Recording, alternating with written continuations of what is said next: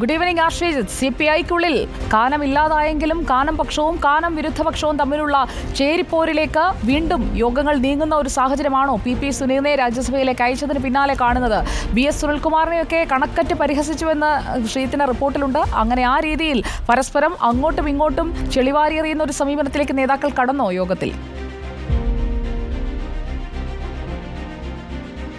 Sujaya, good evening.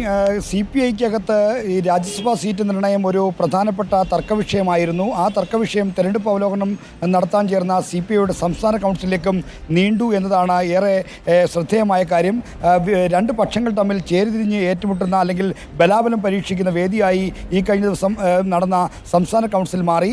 ഇതിന് ആദ്യ ദിവസം കാനം വിരുദ്ധപക്ഷമാണ് സംഘടിതമായ ആക്രമണം നടത്തിയത്. സംസ്ഥാന എക്സിക്യൂട്ടീവ് പുനഃസംഘടിപ്പിക്കണം, സംസ്ഥാന സെൻറ്റർ അഴിച്ചുപണിയണം, മന്ത്രിമാരെ എക്സിക്യൂട്ടീവിൽ നിന്ന് മാറ്റണം തുടങ്ങിയ ആവശ്യങ്ങൾ ഉന്നയിച്ചുകൊണ്ട് ശക്തമായ ആക്രമണമാണ് നേതൃത്വം നടത്തിയത്.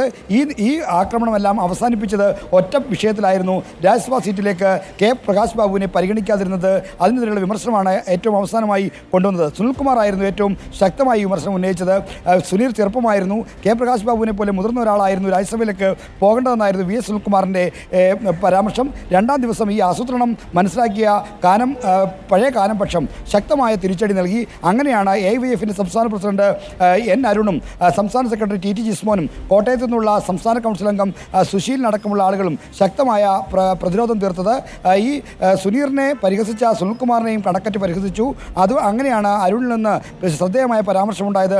40 വയസ്സിന് മുമ്പ് MLA-യും 50 വയസ്സിന് മുമ്പ് മന്ത്രിയുമൊക്കെ ആയ ആളാണ് സുനീർ ചെറുപ്പമാണെന്ന് പറയുന്നതെന്നായിരുന്നു N അരുണിൻ്റെ പരിഹാസം. അത്തരത്തിൽ സുനിൽകുമാറിനെ വ്യക്തിപരമായി കടന്നാക്രമിക്കുന്ന ഒരു രീതിയിലേക്ക് മറ്റും പോയി. അങ്ങനെ എന്തായാലും 2008-ൽ MP അച്യുതനെ രാജ്യസഭാംഗമാക്കിയപ്പോഴാണ്, കാനത്തെ ഒഴിവാക്കി രാജ്യസഭാംഗമാക്കിയപ്പോഴാണ് CPI-ക്കകത്ത് വിഭാഗീയത ശക്തമായി തലവെക്കിയത്. അത് 2009-ൽ വെളിയം ഭാർഗവനെ സംസ്ഥാന സെക്രട്ടറി സ്ഥാനത്ത് നിന്ന് മാറ്റുന്ന നിലയിലേക്ക് വരെ കാര്യങ്ങളെത്തി. അതിൻ്റെ